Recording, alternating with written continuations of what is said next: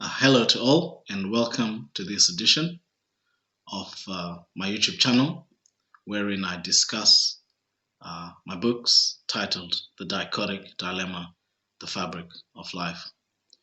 Today, I will carry on with the reading um, as we go further into the book, a book which discusses social, political, and generally ideas about human existence through my life experiences and my insights. I'm going to discuss, and as I do through the book, the concept of the dichotic dilemma, which is the fundamental underpinning of the ideas that I developed about human existence.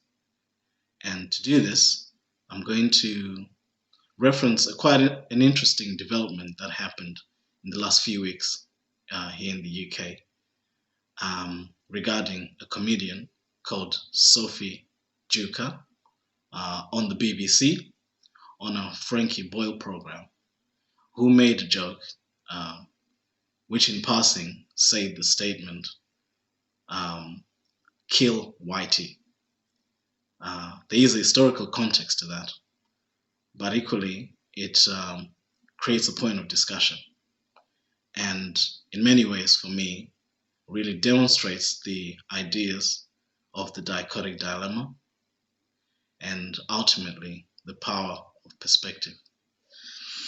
So I will carry on with the reading, but I will discuss the issues raised by what Sophie Duker said. It's created some controversy, and I personally think that she should apologize. And really the point is, if a white comedian was to make a similar joke, well, in this current climate anyway, they definitely wouldn't be in a job anymore, and they would have been roundly persecuted, and they would have definitely faced the consequences of saying something to that effect. So the question then becomes is, why can a black comedian, or does a black comedian think that they can say such a thing? And I think it's something that speaks to the complex of victimization that we have and have inherited as black people. I want to quickly say before I proceed that I completely disagree with this joke, and it's regressive, and in many ways a young white child growing up and listening to that might not understand the context, and in many ways it would not make sense to them that an adult can say a joke alluding to the killing of white people and it's acceptable. But of course, there's a very long history that needs to be taken into consideration, and ultimately it's all about context. But what I will say is, going back to the issue of the victimhood complex that we have inherited as black people, that in many ways allows the space for someone like Sophie to say that when a white person couldn't say such a thing. But the more important point is that this idea, or this internalization of the victim complex, is actually detrimental, in my opinion, to black people themselves. It robs us of our own power, and it's ultimately blinding for society, because, yes, black people, without a shadow of a doubt, have suffered at the hands of the machinery of white supremacy. And it is an issue we still face today. But to completely take on the role of victim such that black people don't acknowledge their own power to hurt, their own power to offend. And in many ways, this lady, Sophie Duker, is a privileged human being because she's an Oxford graduate. So she has had access to opportunities in life and is clearly pursuing her career and earning a living. This is not 1660 or 1880 or even 1960s America pre the Civil Rights Act. We are in 2020. Yes, history follows us to the present day, to now, but we also need to progress with the times. I suppose the point I'm trying to say is that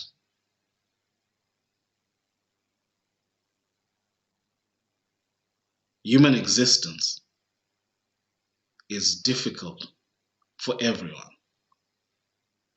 Everyone suffers.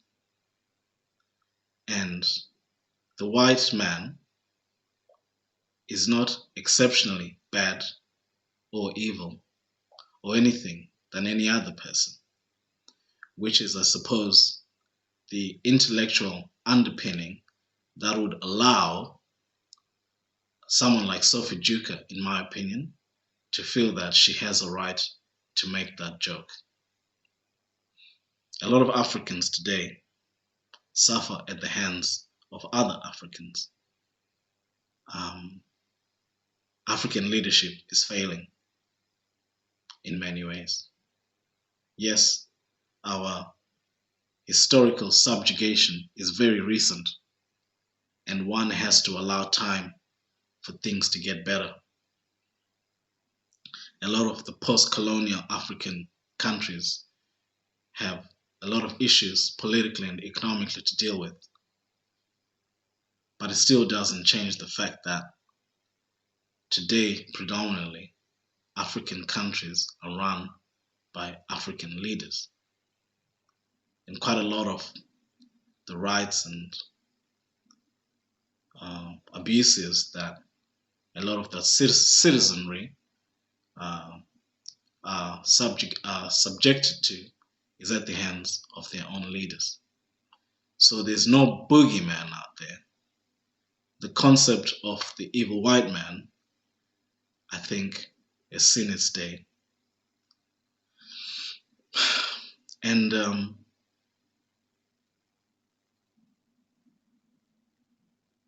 it's not, as black people, I'll reiterate, we need to start to, or black people in general, need to start acknowledging their own power.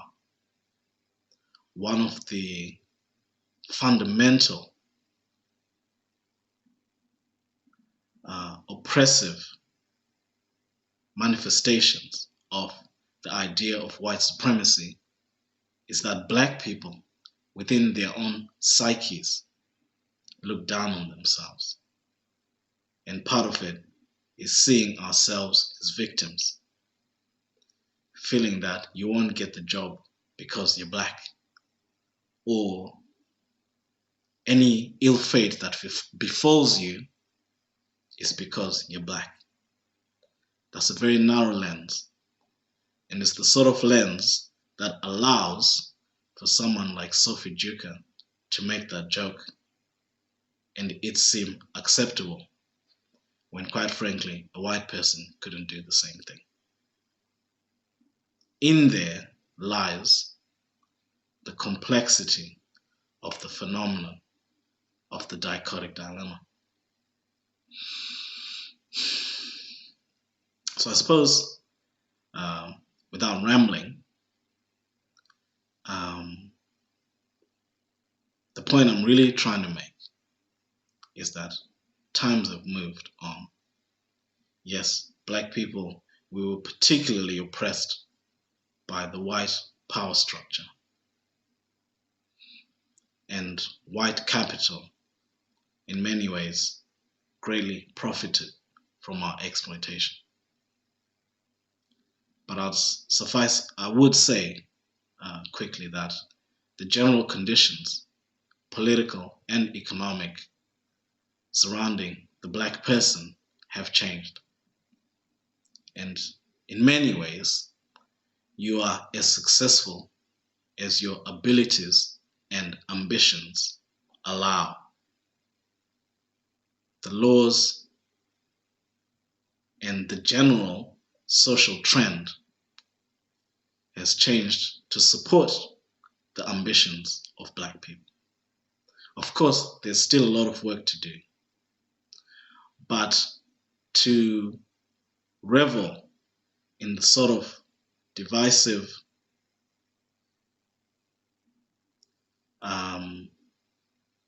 ideology that Sophie Juker is indulging in is regressive and dangerous, particularly in these very trying times of social upheaval. As the Black Lives Matter movement divides opinion, what we need is our public figures to be binding us together rather than dividing us. So, of course, life is very complicated, and I'm pretty sure that this lady didn't intentionally mean to offend. But we all need to think very long and hard about what we say and what we do in this very complicated world. And I, for one, with this platform, aim to be a bridging voice between two disparate groups and ideologies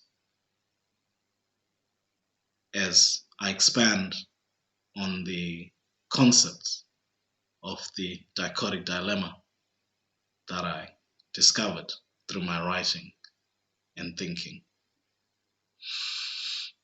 So I suppose as a summary, what I will say is that black people, we need to acknowledge our own power, our own agency, our own ability to harm and hurt just as significantly as anyone else. And ultimately, living in this binary world where one group is seen as bad and the other good is ultimately regressive. We need to start to think as one and ultimately be as one. Certainly, the injustices of history and of the present day are innumerable. But the only way we progress positively and collectively is if we start to see each other's humanity rather than seeing each other as divided. As much as we inhabit black skins and white skins and Chinese people and Asian people, what unites us all and is an incontrovertible truth is that we are all human beings. And this is a philosophy that I wish and aim to propagate through my platform. So I will carry on with the reading at this juncture as we go further into the book and discuss the issues that are raised. So where we are now is, what is the dichotic dilemma? The dichotic dilemma is a personal perspective and realization of a concept that has always existed through the ages. The concept of balance. Balance is the integral universal phenomenon, and the dichotic dilemma becomes a personal realization of how transcendent this concept of balance is, with particular reference to the realm of human existence. Hence why I titled the book, The Dichotic Dilemma, The Fabric of Life.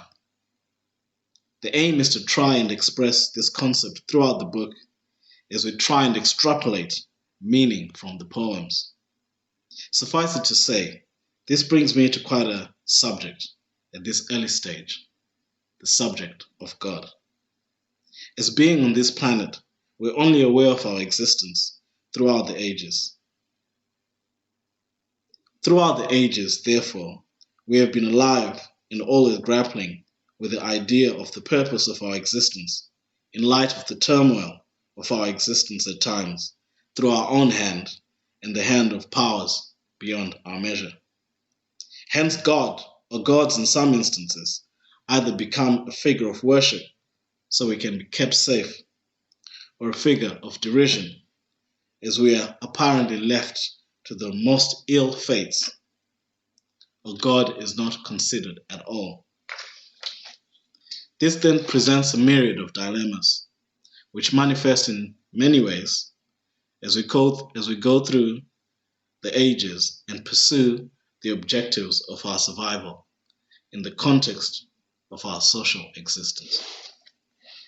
Hence, I propose my perception of the idea of God, a perception which encapsulates the concept of balance and its transcendent nature throughout our existence as human beings.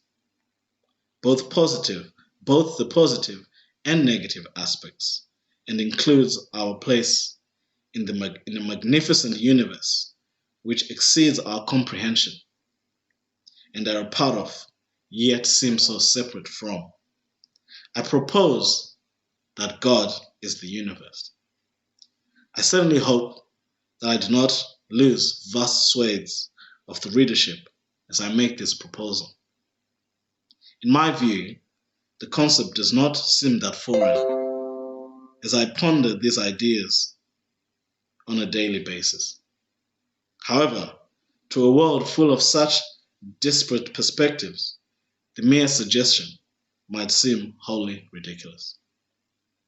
On this basis, I hasten to say, a further understanding, I believe, is based on assessing a different or alternative perspective and allowing it to bolster, corroborate, shift, change, or maintain your current position based on an objective analysis of that perspective.